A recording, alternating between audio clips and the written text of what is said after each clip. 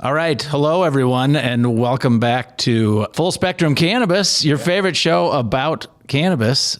We've got our hosts, Calandra and Lance, both of them here today. Yeah. So I don't have to step in as producer Sam and be a host today. So you two, take it away. Here we go. Here we go. We're All back. right. Yeah. Happy day. We got Yeah. Logan Fleischman here. I know. I've been waiting for this. Yeah. You Yeah. guys have met, but just never seen each other. Yeah. And yeah. Like now we've met, electronically. Electronic. You know? E-meet. E-meet. E-meet. I is- like that. Happy to I like e-meet that. you is Yeah. what sometimes folks will put in electronic mail is what they, it's email. If anybody is just tuning in. Yeah. Yeah. This is exciting. Yeah. Well, welcome. Very Logan. exciting. Thanks. Thank Thanks you. for coming in, man. Yeah. Yeah. This is Yeah, fun. he's a real fucking celebrity.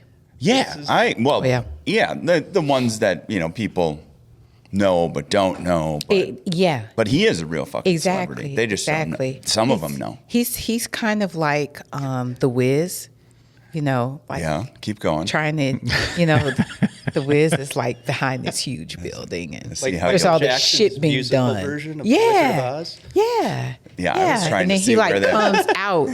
He like comes out from the back and here he is. So we'll explain It why. made me hungry because now I'm thinking of Cheese Whiz.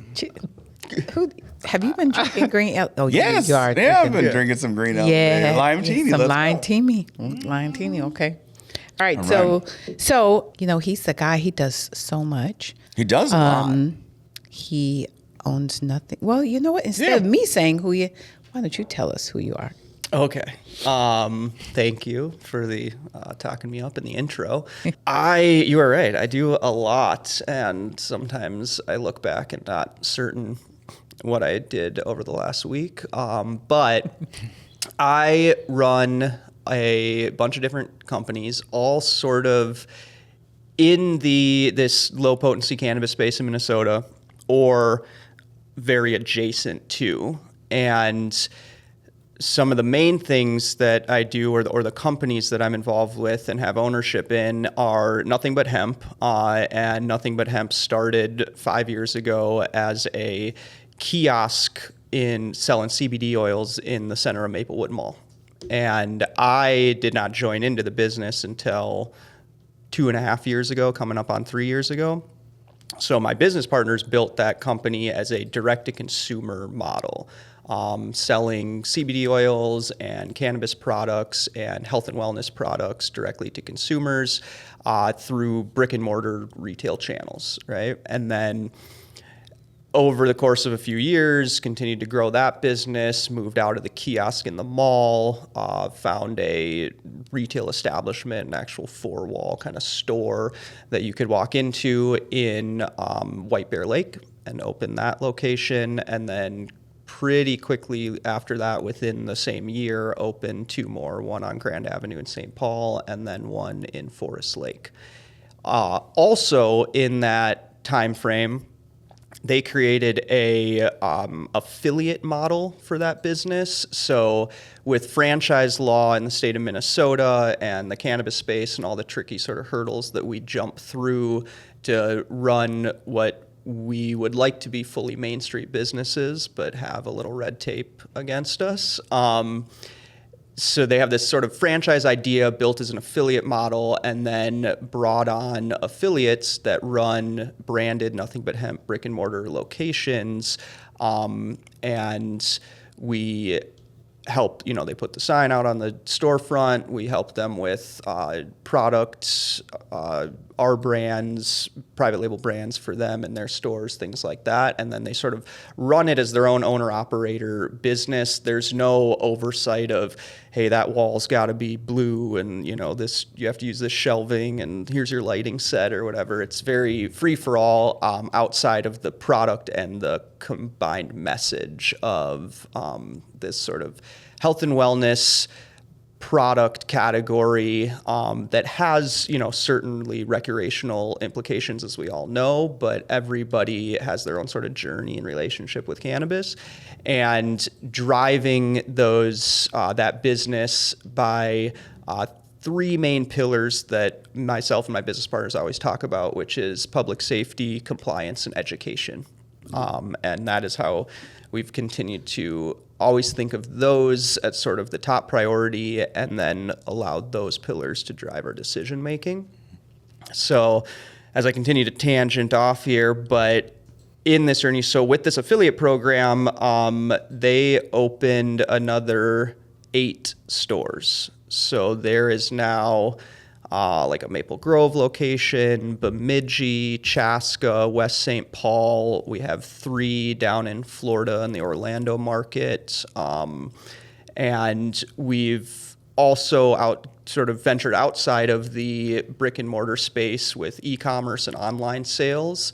And there's been one affiliate that has built a sort of fully virtual store and runs a same-day delivery direct-to-consumer service in the Tampa market in Florida with no actual footprint as a store, but an affiliate model online. So innovation is we have 6 pillars in the company. The 3 main that I mentioned, innovation is on the sort of other side of 3 and constantly being like creative and innovating, watching the space.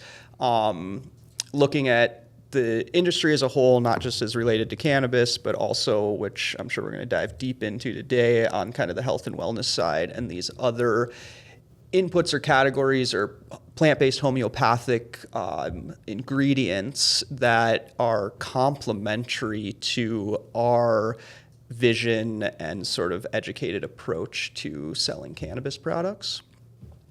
With that, we expanded our retail presence through a new concept that's about 1.5 years old in Northeast Minneapolis called Zero Proof NA Beverage House. And this was a sort of my little baby brainchild because before I came into the low potency cannabis space, I built a career and spent almost 2 decades in fine wine and spirit wholesale distribution. And I saw this, rapid boom of cannabis beverages in the state of Minnesota really just immediately latch on to the same supply chain as alcohol products, as coming out of this kind of health and wellness industry that hemp, since the Farm Bill, really sort of chose as a lane to come out of the shadows in and move into hospitality and kind of the entertainment industry through this alcohol channel as a non-alcoholic, kind of effect-driven alternative beverage that was starting to go on, major beer and liquor wholesale trucking. It was going into liquor stores in this town adjacent to their non-alcoholic, sections and categories. And I had seen outside of cannabis through my time, in the latter years of my career in the fine wine and spirit distribution industry, non-alcoholic products becoming on their own, non-infused, becoming more and more popular, more and more brands coming out, some brands that had been in the space for a few years and built themselves up, being acquired by major international liquor players, and watched that category grow before the hemp-derived drinks came around. That was starting to take shelf space and market share from the overall alcohol category in that industry.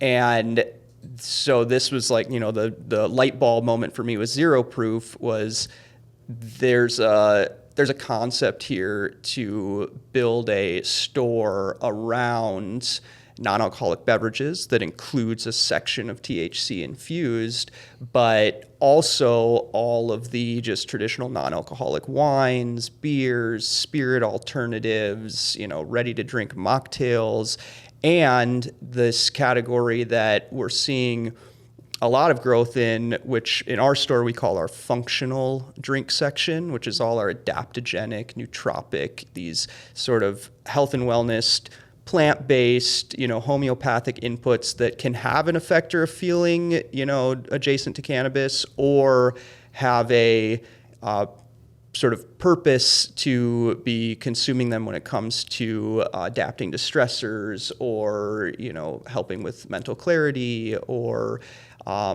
folks that are battling autoimmune disorders and, looking for like regenerative, sort of nervous system or nerve damage and things like that. And through this fun lens, so I'm like, I can put all these kind of health supplements that you would go to the co-op or go to the health store and take in a powder or a capsule and get it in a ready to drink and a margarita. Like just a more fun, kind of social alternative way to take your vitamins, I guess. Right. And so that started to, that's how that came together. It was like this, what I did in my past, seeing the changes in that industry, moving into my now career which is really mostly taken up time-wise by the hemp-derived space. We at our company, we have vertically integrated a little bit, so we still have these direct-to-consumer channels, but what I knew was wholesale distribution. And when I linked up with Nothing But Hemp, it was really to come on and say, this is going to grow further than your own stores, your own e-commerce, online sales, and we are, more and more competition is going to come into this marketplace, and wholesale, sort of business to business is all I ever really knew. I mean, I have retail experience from when I was younger before I got into the wholesale side of the industry on the alcohol side, but I was like, I know this, concept, and have started from scratch in fine wine and alcohol, and built a business over the course of 12 years successfully in this exact marketplace. I can translate that, I think, into another unit, another CPG, consumer packaged good. And so that's what I really dug my heels in 2.5 years ago when I came on with the business and started Emerald Elements, which is a local Minnesota distribution business of cannabis-infused products. And now that we've continued to innovate and learned a lot from that functional space at Zero Proof, combos, we're starting to put health and wellness mushrooms combined with cannabis. We're doing a lot with kava root extract combined with cannabis or on its own, and looking at the still, this eye on health and wellness and effectiveness, but there's some really cool things that you can create with these homeopathic ingredients. For instance, with kava and cannabis together, cannabis is interacting with your endocannabinoid system, but kava interacts with your GABA receptors, your sort of dopamine regulators in your brain. So you have non-contradictory ingredients that start to build a full spectrum experience in the body and the consumer for different purposes, and can really utilize things outside of just THC, minor cannabinoids on the plant, terpene profiles from the cannabis plant, and all these other, roots and botanicals and flowers and things that have millennia of history in, around the world for, more of an Eastern medicine approach, more of a homeopathic health and wellness approach. And because of the ability to sort of extract these things and isolate certain ingredients and piece them back together, you can start to really target purpose and reason to develop and use these products. Got also super into mushrooms, health and wellness kind of mushrooms, the reishi, the lion's mane, the cordyceps, chaga, thing like that. Which can be fun mushrooms, but they're not the fun mushrooms that everybody thinks about. Yes. Right. Correct. Okay. Not the psychedelic kind. Not psychedelic. Right. Which also, are similar to cannabis, right? They are health and wellness products in their own. Psilocybin, like there's so much research now with low dose psilocybin, psilocybin, your magic mushrooms per se, that for mental health, for anxiety, for depression, for things like that. For PTSD, we're trying to get stuff into the VA and doing studies with veterans on, how do we make people feel better? right? And I mean, I was hearing this like, well, there's this feel good movement that's starting. I heard about it back in like, I don't know, 2018, 2019, something like that. I'm like, bullshit. Yeah. What are you talking about, right? Look at everybody walking around like this. There's this health and wellness movement that's about to happen. I don't see it. And then there was a pandemic, and then it's been here, right? But I didn't believe it then. I was like, wait a second. So it was ABV technology that I had a meeting with, and I'm like, wait, so you're taking my delicious craft beer that I like to drink, you're putting it into your machine, and you're spitting out something that doesn't have alcohol in there. I'm not a buyer, right? Like, that's not me. What am I drinking that for? And then they're like, well, also there's a byproduct of it, and it essentially kicks out an alcoholic seltzer. And I'm like, oh, all right. So you didn't get rid of it. You just moved it over to something else that somebody's going to put some syrup in and serve at the brewery. All right, now I understand, But like getting rid of the alcohol it was foreign. Why? What are we doing with that, right? And now we actually are like, we're not on the other end of it, but we're well into this feel-good movement. For sure. And I think that's what's exciting about having you on, because like all of what's like cooking around in that brain of yours.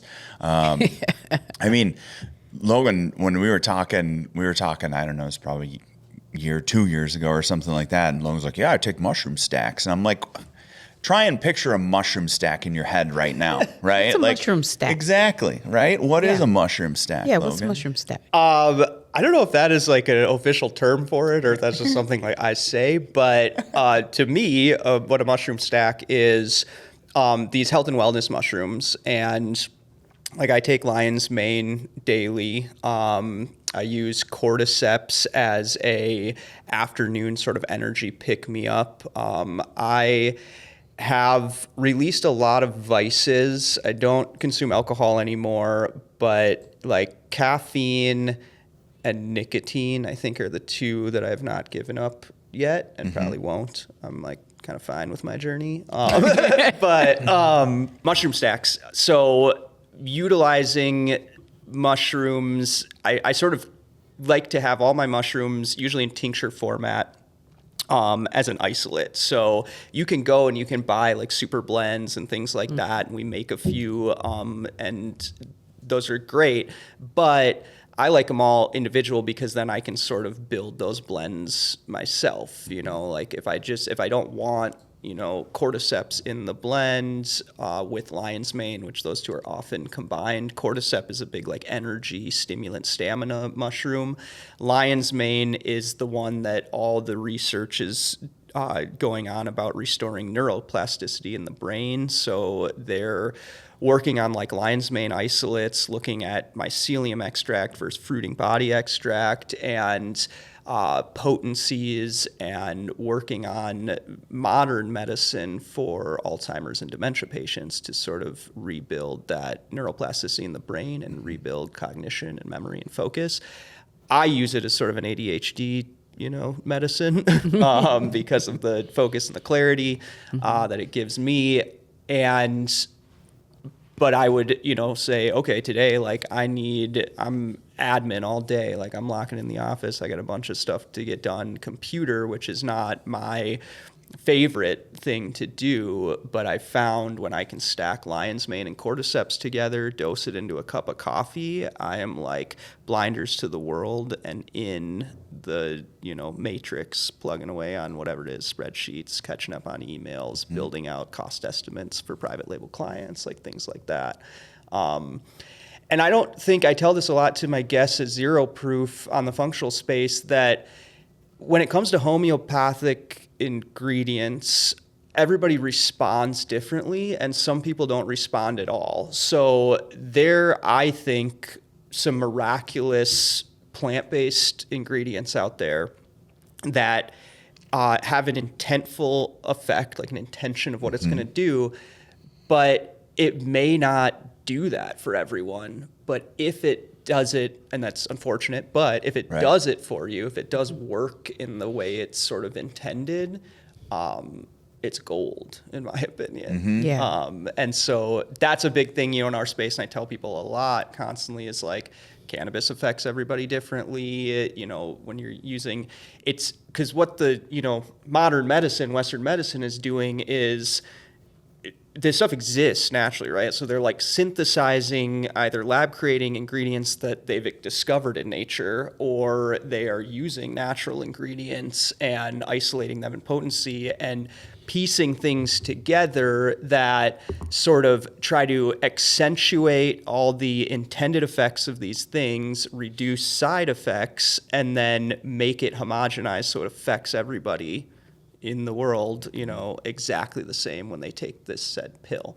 So if you're just kind of not going through that, technological laboratory step in modern medicine and just sticking with the natural, unmanipulated sort of thing that comes out of nature, it hasn't been given an opportunity to say, okay, here's why it doesn't work in, this subsect of human beings because of an enzyme in their liver or a thing in their brain or DNA or whatever.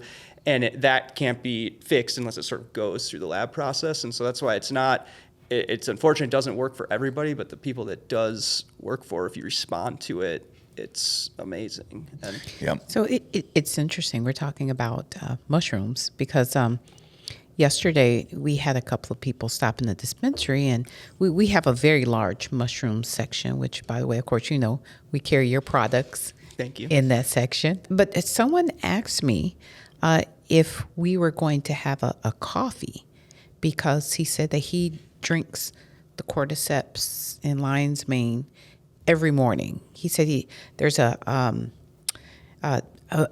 like a blend you can like stir. He said that gets kind of grimy, but there's like another version. It's like drinking dirt. That he has. This is But like hey, drinking dirt. people, it's great. It seems as though you're drinking dirt, right? But you're drinking it because it's going to do something for you, that you're drinking something that doesn't have a very appealing texture to it, but the effect is worth it. Yeah. Right. Yes. So as we can clean all of those things up, oh my gosh, it's going to be amazing. But continue. So he said there's another version that he drinks that doesn't taste like dirt. So my question for you is, are you going to be making some kind of mushroom coffee, being that you said you can't give up the coffee and the nicotine? Yeah. So are you looking at coming out with a coffee that doesn't taste like dirt? Or a coffee that has mushrooms in it and nicotine. I don't know that we can actually do. I mean, sure we can do it, but can we properly sell that? Right? Like you think about like Zen and whatever else. And how much is our cut going to be? Because now like we're part of the team, right? Yeah. We're part of the zero proof. For sure. Kinda, Yeah. We're always we're part of the team. Yeah. I'm looking at some coffee things right now, mushroom and otherwise, both ready to drink and in brewable format. And I don't have a real timeline, sort of early stages on things like that. And the mushroom coffee thing, when it's like a bag of coffee, there's some products out there which are powdered mushroom blended into actual coffee and packaged in a bag, like you would go get a bag of coffee at the store or Caribou or whatever. And then there's ones that have no actual coffee in it, that have other like ingredients that are built to kind of mimic a coffee or a popular coffee beverage flavor, like a mocha flavor, but they're in that kind of ground coffee format. All really good. What I currently have, and I guess this could be a segue into kind of our extract lab business, Midwest Botanical Coalition. So what we do a lot of things out of that company on the lab side, but what we sort of pride ourselves on is our ability and what we've sort of developed and discovered to take oil-based or like paste natural extracts and turn them into water dispersible, these nano emulsifications. And it, of course, started with THC and cannabinoids for the beverage space, and now has been expanded and applied to health and wellness mushrooms and kava root, and we're working on like blue lotus flower and daga and all these other canna with a K, K-A-N-N-A, and things like that, all these other sort of ingredients that you can get high potency extract in oil or paste. And as long as I can get it in like a paste or an oil, I can turn it into a water liquid essentially. And there's tweaks, minor tweaks to our operating procedure depending on, what the input is. We've sort of dialed in cannabinoids. We can sort of turn any major and minor cannabinoid into a water dispersible product. So that being said, what we have out now are we do a lot in the beverage enhancer line. So just drink additives, because we've created a lot of these things, and through the way that we sonicate or emulsify oils into a water dispersible product, have been able to achieve more often than not, regardless of the input, a sort of odorless, flavorless, relatively neutral input that then you can go out and say, I love, black coffee. I can just bloop, drop my tincture of whatever mushrooms, combine them, one of this, one of that. I mean, it's me. When I wake up in the morning and I'm on the, center island in the kitchen, it's like potion time. I have this really sweet retro, like kind of vintage ceramic mushroom cookie jar thing that sits up in the corner, and I like pull it down and you open it and it's just all these little 30 ml tincture bottles. And I'm like, no kava, too early. Yeah. You just go shopping in the morning in your little mushroom jar, Yeah. But it's a cookie jar, but I like the cookies in this jar better. Me too. Yeah. Me too. I need to make myself a potion in the morning. I know. When we travel, my wife thinks it's funny because like half my DOP kit is just like unlabeled tincture bottles, because I was like, I don't know what TSA is going to do, but she was like, well, how do you know what's what? And I was like, I kind of smell them, taste them.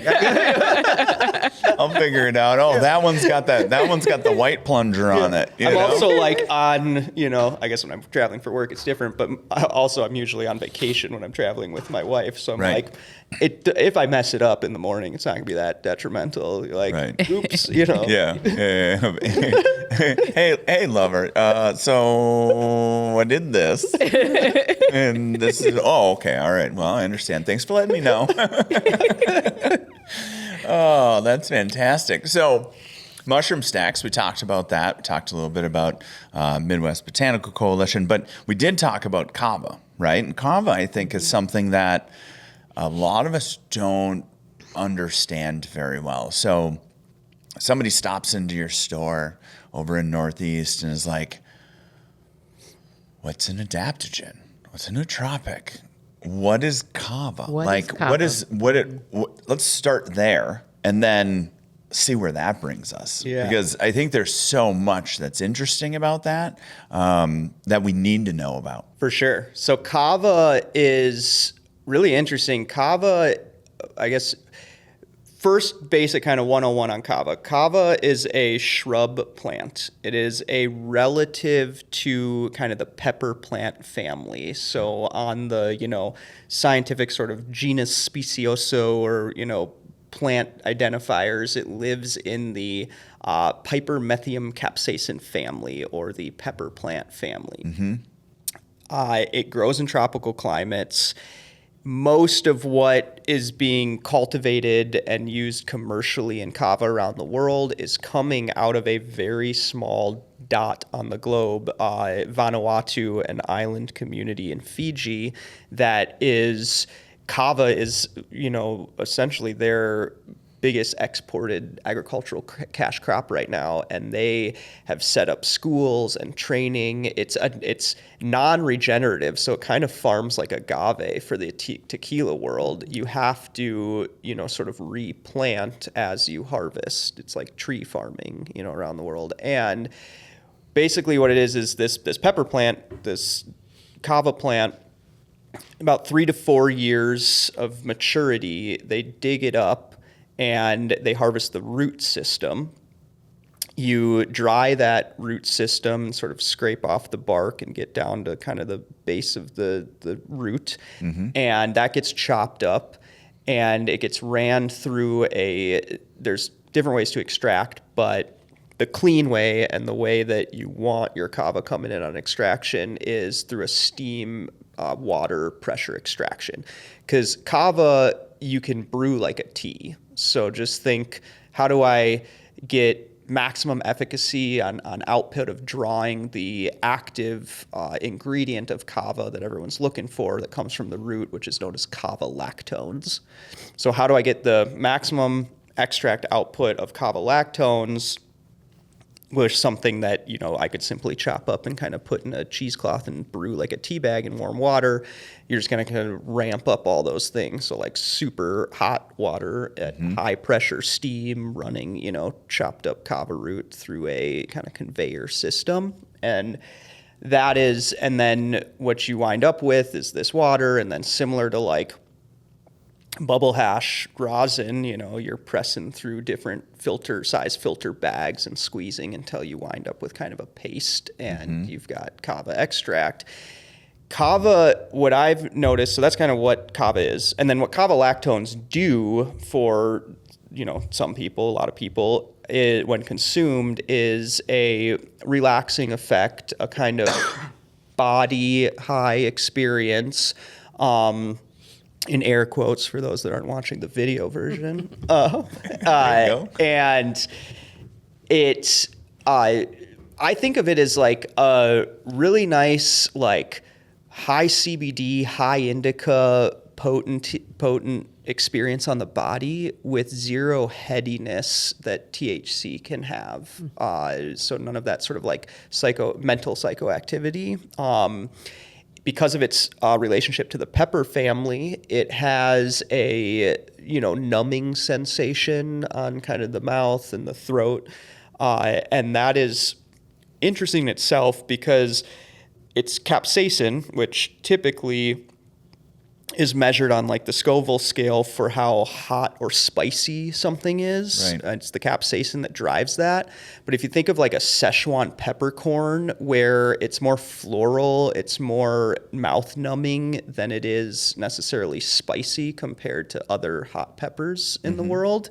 Kava does that numbing sensation because it's a cousin to the capsaicin family of plants, but doesn't have any heat. It's not spicy at all by any means. So you just sort of like isolate that numbing part of pepperness, which is unique. I always tell people that, especially if they're new to kava, because I'm like, this is part of the experience, and I don't want you thinking you're having an allergic reaction. Right. Yeah. I mean, that's really important. Yeah. Like when all of a sudden you're on a plane and they're like, if you brought peanuts, don't take them out, and then there's always that one person that's like, I'm not fucking allergic, and then the person in the back can't open their eyes, it's like, what is happening here? But that's good. We should let people know some of these things, right? Like I think, I know we're talking about kava right now, but as far as THC goes, and I've said it many times before, anxiety-inducing, paranoia-inducing, like that can be part of that experience, and you can balance it, and you can make your own little potions, and we can isolate cannabinoids and put them all back together in order to make that a better experience, right?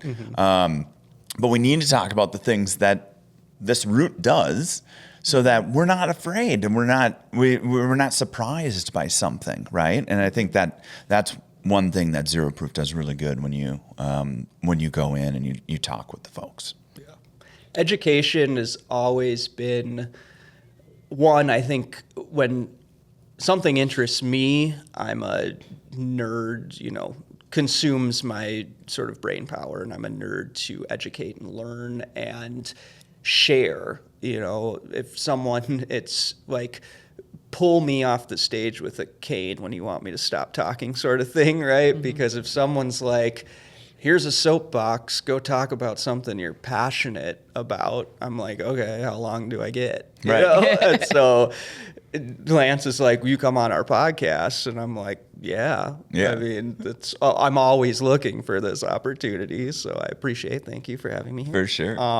Well, I know Lance. He he kept telling me how much I would enjoy you. Right. Because I am a brainiac, and I'm a nerd too. So I love to listen and take it in, and think about it. And I do take a couple mushrooms now and then. Like we have like shooters. We sell like kind of these tinctures. And if I know that I have a lot to do that day, I'm taking it, and I gotta like get it done. That admin day you were talking about. Yeah. But can we? I have a question about your gummies. That's fantastic. So what we're going to do before that happens is we're going to take a quick break. Okay. We'll be back. All right.